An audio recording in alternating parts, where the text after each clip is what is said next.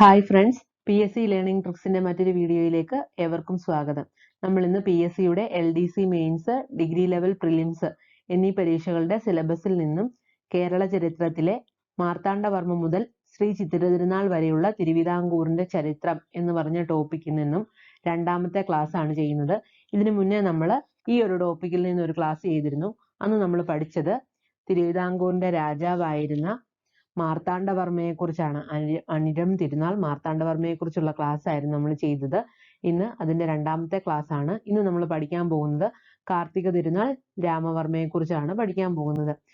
അതുപോലെ തന്നെ കേരള ചരിത്രത്തിൽ നിന്നും നമ്മൾ യൂറോപ്യന്മാരുടെ വരവ്, യൂറോപ്യന്മാരുടെ സംഭാവനകൾ എന്നീ ക്ലാസ്സുകൾ ചെയ്തിട്ടുണ്ടായിരുന്നു. ആ ക്ലാസ് കണ്ടിട്ടില്ലാത്തവർക്ക് ആ ക്ലാസ്സുകളുടെ ലിങ്ക് ഡിസ്ക്രിപ്ഷൻ ബോക്സിലും ഐക്കാർഡിലുമായിട്ട് കൊടുക്കാം.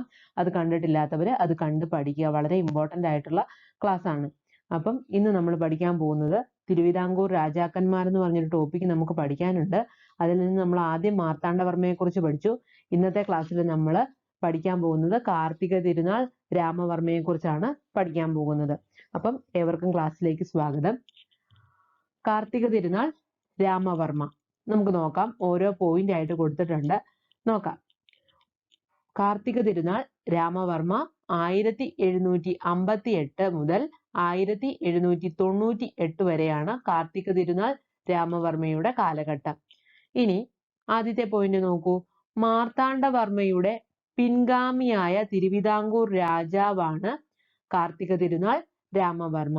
മാർത്താണ്ഡവർമ്മയുടെ പിൻഗാമിയായ തിരുവിതാംകൂർ രാജാവാണ് കാർത്തിക തിരുനാൾ രാമവർമ്മ. അദ്ദേഹത്തിനെ പല പേരുകളിൽ അറിയപ്പെട്ടിരുന്നു. ഒന്നാണ് ധർമ്മരാജ.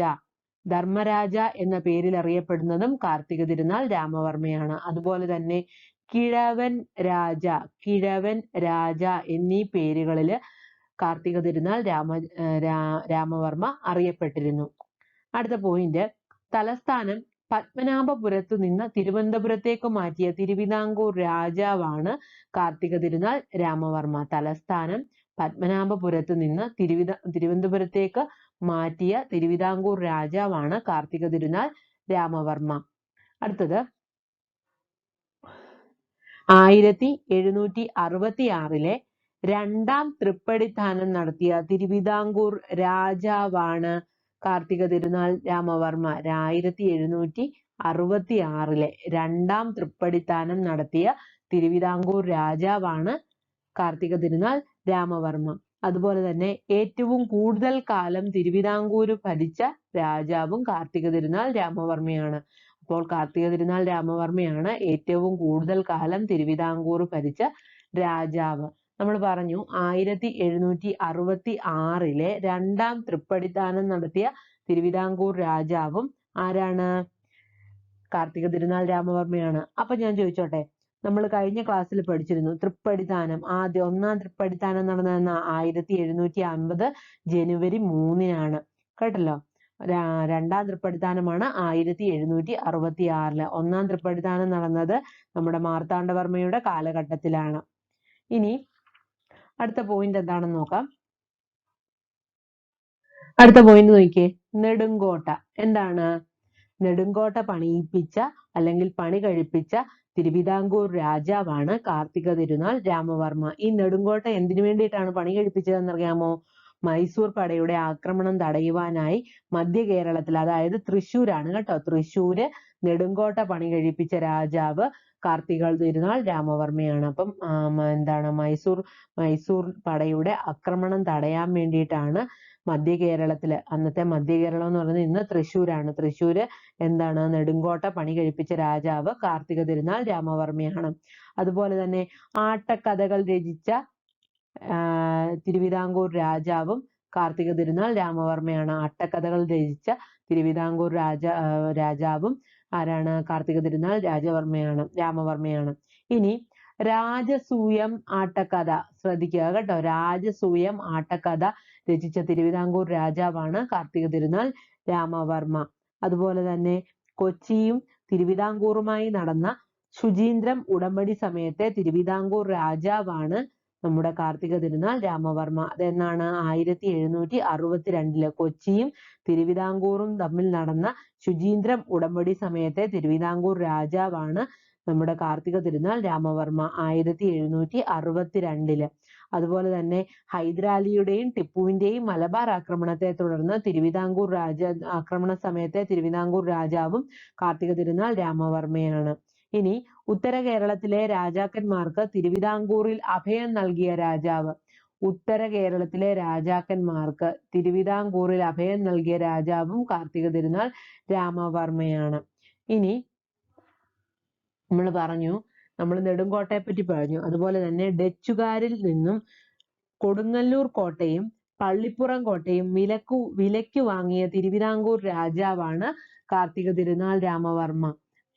ആരുടെ കയ്യിൽ നിന്നാണ്? ഡച്ചുകാരിൽ നിന്നും. എന്തൊക്കെയാണ് മേടിച്ചത്? കൊടുങ്ങല്ലൂർ കോട്ടയും പള്ളിപ്പുറം കോട്ടയും വിലയ്ക്ക് വാങ്ങിയ തിരുവിതാംകൂർ രാജാവാണ് കാർത്തിക തിരുനാൾ രാമവർമ്മ. എന്നാണ്? 1789 അത് തിരുവിതാംകൂർ രാജാവായിരുന്ന അനിഴം തിരുനാൾ മാർത്താണ്ഡവർമ്മ വിലയ്ക്ക് വാങ്ങിയത്. അതിൽ നിന്നാണ്? ഡച്ചുകാരിൽ നിന്നും കൊടുങ്ങല്ലൂർ കോട്ടയും പള്ളിപ്പുറം കോട്ടയും വിലയ്ക്ക് വാങ്ങിയതാണ്. ആര്?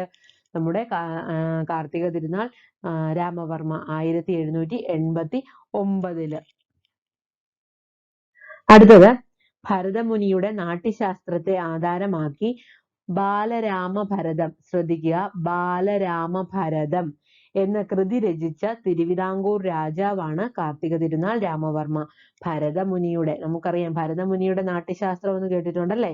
ഭരതമുനിയുടെ നാട്യശാസ്ത്രത്തെ ആധാരമാക്കി ബാലരാമഭാരതം എന്ന കൃതി രചിച്ച തിരുവിതാംകൂർ രാജാവാണ് കാർത്തിക തിരുനാൾ രാമവർമ്മ. അതുപോലെ തന്നെ പത്മനാഭസ്വാമി ക്ഷേത്രത്തിലെ സപ്തസ്വര മണ്ഡപം പണി കഴിപ്പിച്ചതും നമ്മുടെ കാർത്തിക തിരുനാൾ രാമവർമ്മയാണ്.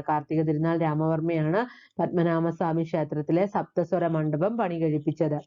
അടുത്ത പോയിന്റ്, ഇതര മത അനുയായികൾക്ക് നൽകുന്ന സേവനങ്ങൾ വാഴ്ത്തിക്കൊണ്ട് റോമിലെ പോപ്പിന്റെ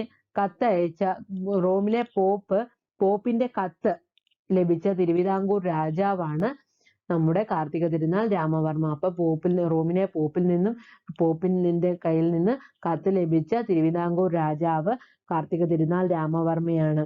ഇനി അതുപോലെ തന്നെ അയ്യപ്പൻ മാർത്താണ്ഡപിള്ള, അതുപോലെ തന്നെ രാജാ കേശവദാസ്. അയ്യപ്പൻ മാർത്താണ്ഡപിള്ള, അതുപോലെ തന്നെ രാജാ കേശവദാസ്. ഇവരാരാന്നറിയാമോ? നമ്മുടെ കാർത്തിക തിരുനാൾ രാമവർമ്മ അഥവാ അദ്ദേഹത്തിന്റെ മറ്റൊരു പേരാണ് ധർമ്മരാജ, അല്ലെ? ധർമ്മരാജയുടെ മന്ത്രിമാരാണ്, പ്രശസ്തരായ മന്ത്രിമാരാണ് അയ്യപ്പൻ മാർത്താണ്ഡപിള്ളയും രാജാ കേശവദാസും. അടുത്ത പോയിന്റ്, ധർമ്മരാജയുടെ സമകാലികനായിരുന്ന പ്രശസ്ത കവിയാണ് ഉണ്ണായി വാര്യർ. ധർമ്മരാജ ആരാണ്?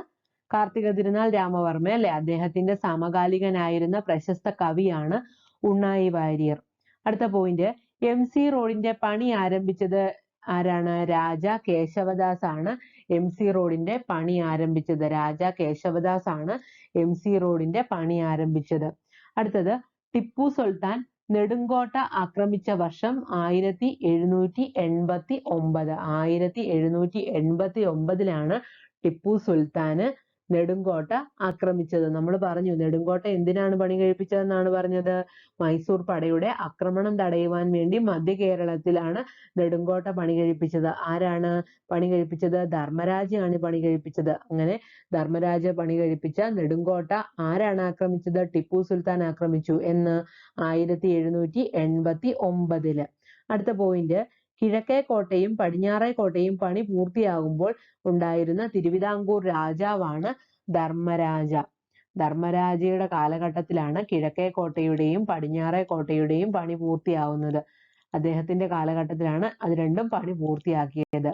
അടുത്തത്, രാജാ കേശവദാസ്. ആരാണ് രാജാ കേശവദാസ്? നമ്മൾ പറഞ്ഞു ആരാണ്? ധർമ്മരാജയുടെ പ്രശസ്തരായ മന്ത്രിമാരിൽ ഒരാളാണ് രാജാ കേശവദാസ്. ദിവാൻ എന്ന സ്ഥാനപ്പേര് സ്വീകരിച്ച ആദ്യ തിരുവിതാംകൂർ ധവളയാണ് ആര്? രാജാ കേശവദാസ്. ദിവാൻ എന്നുള്ള സ്ഥാനപ്പേര് ആദ്യമായിട്ട് സ്വീകരിച്ച തിരുവിതാംകൂർ ധവളയാണ് ആര്? രാജാ കേശവദാസ്. രാജാ കേശവദാസിന്റെ യഥാർത്ഥ നാമം കേശവപിള്ള എന്നാണ്. രാജാ കേശവദാസിന്റെ യഥാർത്ഥ നാമം അല്ലെങ്കിൽ യഥാർത്ഥ പേരെന്താണ്? കേശവപിള്ള എന്നാണ്. വലിയ ദിവാൻജി, ശ്രദ്ധിക്കുക, വലിയ ദിവാൻജി എന്നറിയപ്പെടുന്ന തിരുവിതാംകൂർ ദിവാനാണ് രാജാ കേശവദാസ്. അതുപോലെ തന്നെ ചാള കമ്പോളത്തിന്റെയും ആലപ്പുഴ നഗരത്തിന്റെയും ശില്പിയാണ് രാജാ കേശവദാസ്. ആലപ്പുഴ ജില്ലയെ കുറിച്ച് പഠിച്ചപ്പോൾ നമ്മൾ പറഞ്ഞു അല്ലെ, ആലപ്പുഴ പട്ടണത്തിന്റെ ശില്പി ആരാണ്? രാജാ കേശവദാസ് ആണ്. അതുപോലെ തന്നെ ചാല കമ്പോളത്തിന്റെയും ശില്പി ആരാണ്? രാജാ കേശവദാസ് ആണ്. ഇനി കേശവദാസിന് രാജ എന്ന പദവി നൽകിയത് ആരാണ്? മോണിങ്ടൺ പ്രഭുവാണ് രാജ എന്നുള്ള പേര് അദ്ദേഹത്തിന് പദവി നൽകിയത്. അപ്പൊ അദ്ദേഹത്തിന്റെ പേര് നമ്മൾ പറഞ്ഞു കേശവപിള്ള എന്നാണ് യഥാർത്ഥ പേര്. കേശവദാസ് എന്നാണ് അദ്ദേഹം അറിയപ്പെട്ടിരുന്നത്. അദ്ദേഹത്തിന് പേരിന് മുന്നിലായിട്ട് രാജ എന്നുള്ള പദവി നൽകിയത് മോണിങ്ടൺ പ്രഭുവാണ് രാജ എന്നുള്ള പദവി കേശവദാസിന് നൽകിയത്. അടുത്തത് അയ്യപ്പൻ മാർത്താണ്ഡ പിള്ള. ആരാണെന്ന് പറഞ്ഞു? നമ്മൾ പറഞ്ഞു ധർമ്മരാജയുടെ പ്രശസ്തരായ 2 മന്ത്രിമാരായിരുന്നു രാജാ കേശവദാസും അതുപോലെ തന്നെ അയ്യപ്പൻ മാർത്താണ്ഡ പിള്ളയും. ഇനി നമ്മൾ പഠിക്കാൻ പോകുന്ന അയ്യപ്പൻ മാർത്താണ്ഡ പിള്ളയെ കുറിച്ചാണ്. അദ്ദേഹം വർക്കല നഗരത്തിന്റെ ശില്പി എന്നാണ് അറിയപ്പെടുന്നത്. വർക്കല നഗരത്തിന്റെ ശില്പി എന്നറിയപ്പെടുന്നത് അയ്യപ്പൻ മാർത്താണ്ഡ പിള്ളയാണ്. അതുപോലെ തന്നെ ധർമ്മരാജയുടെ ആദ്യ ദളവ എന്നറിയപ്പെടുന്നതും ആരാണ്? നമ്മുടെ അയ്യപ്പൻ മാർത്താണ്ഡ പിള്ളയാണ് ധർമ്മരാജയുടെ ആദ്യ ദളവ. അതുപോലെ തന്നെ തിരുവിതാംകൂറിനെ തെക്കേ മുഖം, വടക്കേ മുഖം, പടിഞ്ഞാറേ മുഖം എന്നിങ്ങനെ 3 റവന്യൂ മേഖലകളായി തിരിച്ച തിരുവിതാംകൂർ ദളവയും അയ്യപ്പൻ മാർത്താണ്ഡ പിള്ളയാണ്. അപ്പം തിരുവിതാംകൂറിനെ തെക്കേ മുഖം, വടക്കേ മുഖം, പടിഞ്ഞാറേ മുഖം എന്നിങ്ങനെ 3 റവന്യൂ മേഖലകളായി തരംതിരിച്ച തിരുവിതാംകൂർ ദളവയും അയ്യപ്പൻ മാർത്താണ്ഡ പിള്ളയാണ്. അതുപോലെ തന്നെയുണ്ട് കൊച്ചിയിലെ ദിവാനായ പാലിയത്ത് കോമി അച്ഛനുമായി ചേർന്ന് 1762 ശുചീന്ദ്രം ഉടമ്പടിയിൽ ഒപ്പുവെച്ച ദിവാനാണ് അയ്യപ്പൻ മാർത്താണ്ഡ പിള്ള.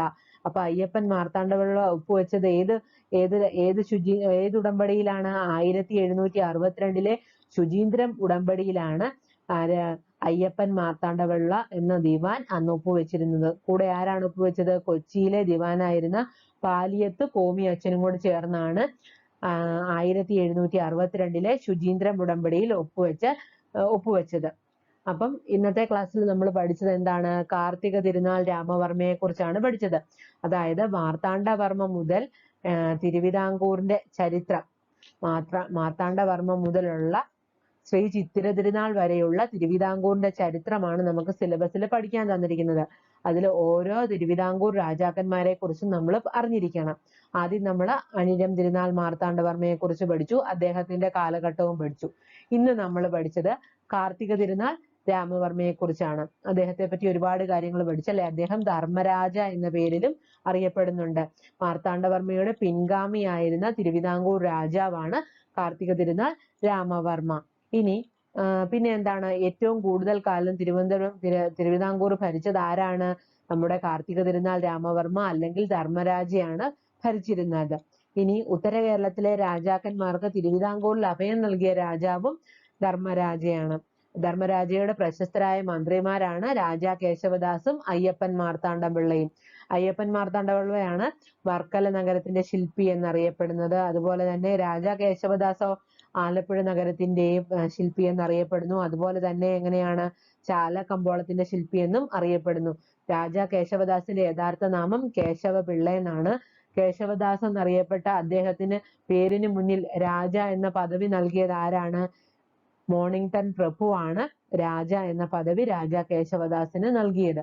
അപ്പം ഇന്നത്തെ ക്ലാസ്സിൽ നമ്മൾ ഇത്രയാണ് പഠിച്ചത്. വളരെ ഇമ്പോർട്ടന്റ് ആയിട്ടുള്ള ഒരു ക്ലാസ് ആണ്. എല്ലാ പോയിന്റുകളും ഉൾപ്പെടുത്തിയിട്ടുണ്ട്. സിലബസ് ബേസ്ഡ് ക്ലാസ് ആയിരുന്നു. അപ്പം ഇന്ന് പഠിപ്പിച്ചത് എല്ലാവർക്കും മനസ്സിലായെന്ന് വിശ്വസിക്കുന്നു. അടുത്ത ദിവസം മറ്റൊരു ക്ലാസ്സുമായി വീണ്ടും കാണാം. എല്ലാവർക്കും വിജയാശംസകൾ. Thank you.